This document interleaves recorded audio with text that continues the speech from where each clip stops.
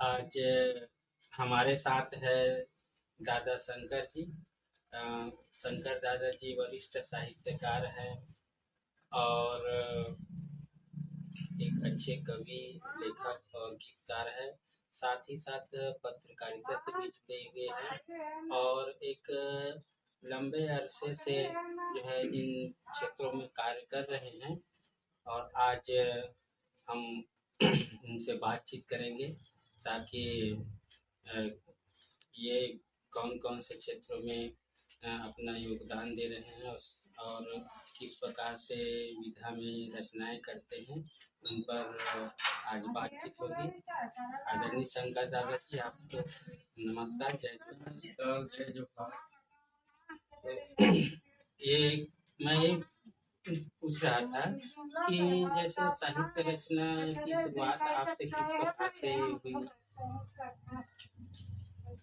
बहुत बहुत धन्यवाद, मुझे आपने इस चैनल पर आमंत्रित किया और दर्शकों को भी मेरा नमस्कार। आपने जो प्रश्न किया है, मैं बचपन से कुछ गीत कविता लिखने का जो शौक रखता था और वो धीरे धीरे आगे बढ़ते गया और बहुत सारी जो है पांडुलिपि है मेरे पास, रचनाएं हैं। मैं उस समय प्रकृति से बहुत ज्यादा प्रभावित था, तो शुरू में सबसे पहले मैंने प्रकृति पर छंदबद्ध कविताएं जो है लिखता था, छंदबद्ध कविताएं उस समय। और धीरे धीरे बहुत सारे कवियों की रचनाएं सुनी, कविताएं सुनी, तो मैंने भी तुकबद्ध कविताएं और दोहा, चौपाई इस तरह से भी लिखना मैंने शुरू किया। तो प्रकृति से मैं जुड़ा हुआ हूँ और मैं बचपन में ज्यादातर खेत भी जाया करता था, तो फसलों को देखकर मुझे बड़ा आनंद मिलता था। तो जैसे कि ठंड के दिन है उस पर मैंने कविता लिखी है और गर्मी के दिनों का भी अच्छा से मैंने वर्णन किया है। वो कविताएं उस समय मैंने 20 वर्ष अपनी उम्र जो है पार नहीं किया था। उस समय सबसे पहले मैंने चौपाई में वो कविताएं जो है लिखी। अच्छा, ये बताएंगे कि उसमें से एक आध कविता आप सुनाते, उन कविताओं में से जो प्रकृति के रचना किए हैं, या फिर आप खेत खलिहानों के बीच गए, उनमें से कुछ पंक्ति आप सुनाए। उसमें जैसे कि है प्रकृति के ऊपर जो मैंने कविताएं लिखी है, बहुत पहले लिखी है, अभी मुखाग्र मेरा नहीं है। और जो मेरे पास अभी डायरी है, इसमें लेटेस्ट जो कविताएं हैं, जो कि समय बदलते गया तो अब जो आज का जो सामाजिक विषय है उन पर मैं कविताएं लिख रहा हूँ। बहुत पहले की जो कविता है, उस समय लगभग मैं 24-25 साल का था, तब उस समय ये कविताएं लिखी है। तो इस कविता को लगातार सुनना पड़ता है, क्योंकि कविता का जो सार है पूरा सभी लाइनों को सुनने पर उसका सार जो है पता चलता है। तो मैं इस कविता को सुनाना चाहूंगा। सूद नहीं थी बिखरे बालों की, सूद नहीं थी बिखरे बालों की, निहार रही थी वह सड़क की ओर। सूद नहीं थी बिखरे बालों की, निहार रही थी वह सड़क की ओर, क्योंकि बाबूजी काम से लौटने वाले, क्योंकि बाबूजी काम से लौटने वाले थे। 4 दिन गुजर चुके थे, 4 दिन गुजर चुके थे, 4 दिन गुजर चुके थे, अध्यापक से डांट। 4 दिन गुजर चुके थे, अध्यापक से डांट खाते। कल किसी भी हालत में कल किसी भी हालत में शाला गणवेश के साथ शाला जाना। कल किसी भी हालत में शाला गणवेश के साथ शाला जाना है। सहसा उछल पड़ी सहसा उछल पड़ी वह बाबूजी को आते देख। सहसा उछल पड़ी वह बाबूजी को आते देखकर, लेकिन पल भर के लिए था उनका उछलना। लेकिन पल भर के लिए था उनका उछलना। अब तक डबडबा चुकी थी उनकी आंखें। अब तक डबडबा चुकी थी उनकी आंखें और जोर जोर से रो पड़ी।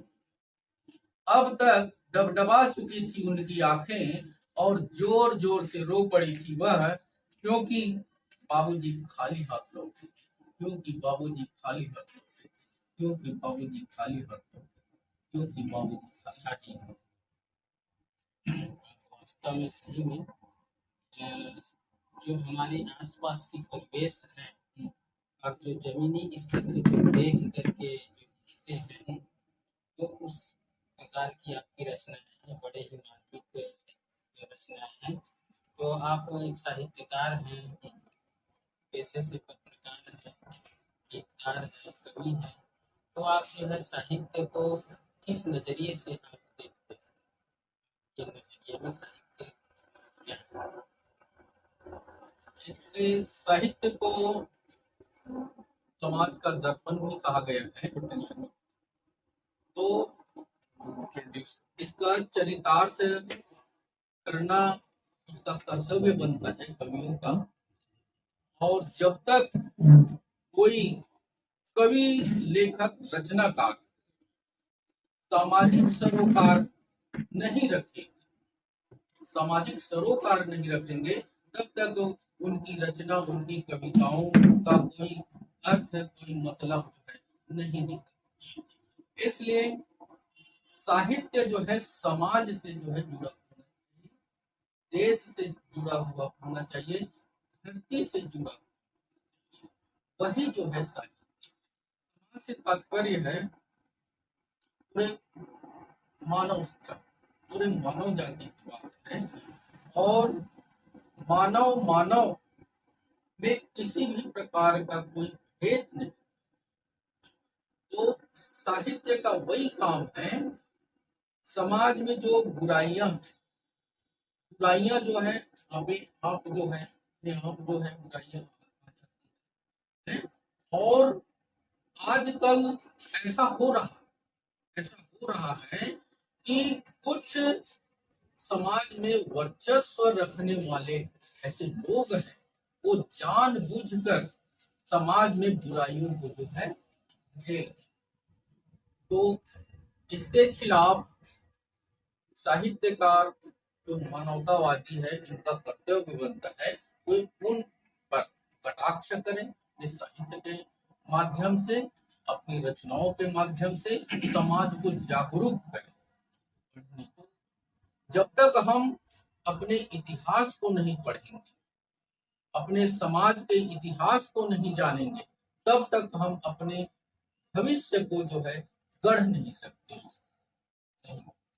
जब तक इतिहास हमारे सामने उपस्थित नहीं हो, हम उसकी जानकारी नहीं लेंगे, तब तक अपने भविष्य के बारे में हम एक रणनीति बना पाएंगे कि हमें आगे क्या करना। ये सही बात है। जब तक कि हम जो है अपने पूर्वजों के कार्यों का और हमारे साथ वर्तमान परिस्थिति का हम अध्ययन नहीं करेंगे और हमारे पास कोई साहित्य उपलब्ध नहीं होगा, तब तक कि हम जो है किस प्रकार से हम अपने पूर्वजों के बातों को हम जान करके नए ढंग से हम अपनी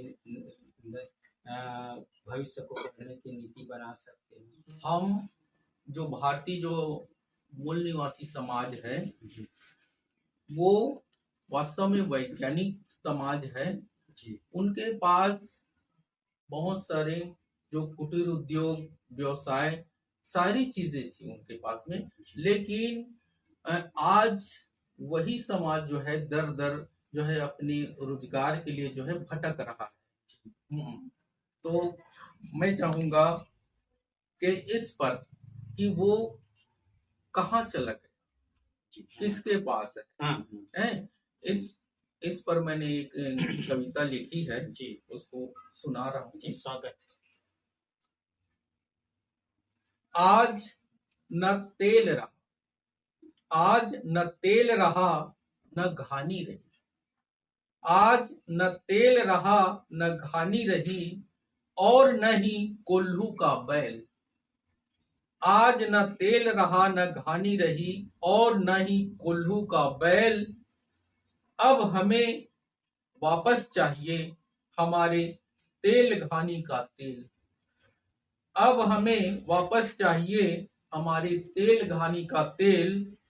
कौन छीना हमारा परंपरागत व्यवसाय, कौन छीना हमारा परंपरागत व्यवसाय।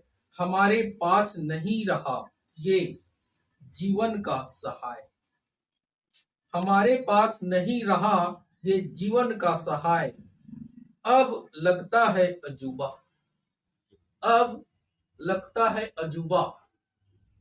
जो तेल घानी कोल्हू की जो बात करते हैं अजूबा सा लगता है।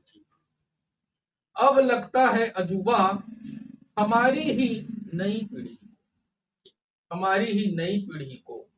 क्या घानी क्या कोल्हू, क्या घानी क्या कोल्हू। हमारे पूर्वजों की कल्याणकारी खोज, हमारे पूर्वजों की कल्याणकारी खोज। हम वस्त्रों का निर्माण करते, हम वस्त्रों का निर्माण करते। सबके लिए परिधान गढ़ते, सबके लिए परिधान गढ़ते। ईंट गारा मकान बनाते, लकड़ी का कपाट बनाते, लोहे का औजार बनाते। बैलगाड़ी और तलवार बनाते, बैलगाड़ी और तलवार बनाते। हल बनाते और हल चलाते, हल बनाते और हल चलाते। खेतों में हम अन्न उगाते, खेतों में हम अन्न उगाते। बांस की टोकरी घास की झाड़ू, बांस की टोकरी घास की झाड़ू। डोली कंधों पर हम उठाते, डोली कंधों पर हम उठाते। हम ही तो पशुपालक हैं, हम ही तो पशुपालक हैं। दूध दही और घी बनाते, दूध दही और घी बनाते। साफ सुथरा रहना सिखाते, साफ सुथरा रहना सिखाते। सबका आदर करना सिखाते, सबका आदर करना सिखाते। भारत को हमने संस्कार दिया, भारत को हमने संस्कार दिया। सिंधु सभ्यता भी देन हमारी, सिंधु सभ्यता भी देन हमारी। कृषि यंत्रों का आविष्कार किया, कृषि यंत्रों का आविष्कार किया। अन्न वस्त्र और आयुर्वेद की, अन्न वस्त्र और आयुर्वेद की खोज भी तो हमने की थी। अन्न वस्त्र और आयुर्वेद की खोज भी तो हमने की थी। जड़ी बूटी से दवा बनाई, जड़ी बूटी से दवा बनाई। सबको जीवन दान दिया, सबको जीवन दान दिया। भारत के हम मूल निवासी, भारत के हम मूल निवासी। और गैरों ने बड़ा नाम किया, भारत के हम मूल निवासी। और गैरों ने बड़ा नाम किया। धोखा तो हम खाए, धोखा तो हम खाए हैं। अब न धोखा खाएंगे, धोखा तो हम खाए हैं। अब न धोखा खाएंगे। हजारों वर्षों की गुलामी झेली, हजारों वर्षों की गुलामी झेली। अब अपना शासन लाएंगे, अब अपना शासन लाएंगे। तेल का मिल हमारे हक, तेल का मिल हमारे हक का है। वस्त्रों का मिल हमारे हक का है। लोहे का कारखाना हमारे हक का है। शिल्प कला चरण पादुका हमारे हक का है। निर्माता हैं हम, उपभोक्ता बना दिए गए। निर्माता हैं हम, उपभोक्ता बना दिए गए। हमारे हर व्यवसाय को छीन लिए गए। हमारे हर व्यवसाय को छीन लिए गए। हमारे हर व्यवसाय को छीन लिए गए। हमारे हर व्यवसाय को छीन लिए गए। आज न तेल रहा न खानी रही। आज न तेल रहा न खानी रही और न ही कोल्हू का बैल। अब हमें वापस चाहिए हमारे तेल घानी का तेल, तेल घानी का तेल, तेल घानी का तेल। बहुत बहुत धन्यवाद आपको। और आपकी जो बहुत ही जल्दी जो रचनाएं प्रकाशित हो, हम सबकी ऐसी दुआ रहेगी। और आपको के साथ बातचीत करके बहुत अच्छा लगा। आपको पुनः धन्यवाद। धन्यवाद। जय भारत, जय संविधान।